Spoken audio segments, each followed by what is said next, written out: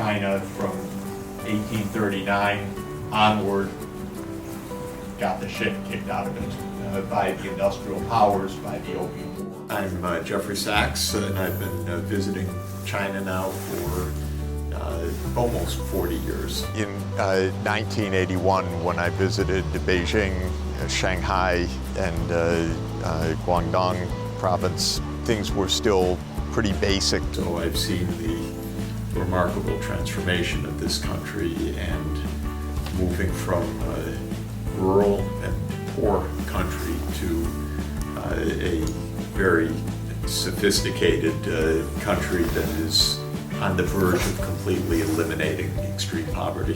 When I was advising Poland, they had a particular interest, which was to join back with Europe after the artificial division of the Cold War.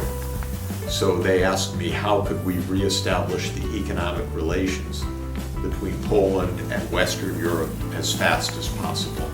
For China, it was a very different situation. The situation in China was starting as a very poor rural society that had faced a lot of upheaval, how to find a way forward. And the first steps, of course, were rural reform, the household responsibility system. That was a big change. Within 5 years, the whole rural region was changed to household responsibility, covering hundreds of millions of people. Very, very fast economic change.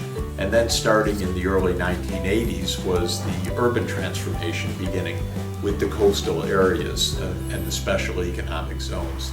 So China had specific conditions and it had specific needs, and I think it's done an excellent job. The opening up was really, for the Chinese people, a breath of fresh air. Those were the starting days. But of course, in economic development, things have moved faster here than in any other place in history. And so China went through all the phases of urbanization, heavy industrialization, now innovation economy, and moved to high quality and high technology. It's happened within a 40-year period. It's an amazing accomplishment. And so to my mind, it is really an example for other countries, and I often cite China's success as a kind of model or approach for African countries, for example. Every day when thousands of lives are saved from malaria deaths in Africa, that's because of Chinese science. That's because of artemisinin, which was developed from Chinese Tsinghua wormwood by Chinese Nobel laureate scientists. And that's the kind of advance that technology brings. It'll be China. Since I wrote a book called The End of Poverty, to see poverty come to an end in China is a great accomplishment and a great inspiration for places like Africa, where there still is a lot of poverty. But when I go to Africa, I say, you see how fast China ended poverty. You can do the same thing.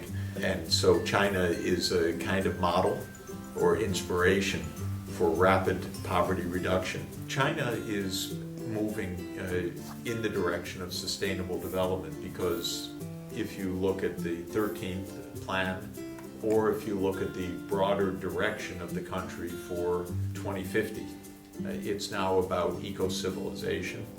It's about beauty and a safe environment. It's about social harmony, social inclusion.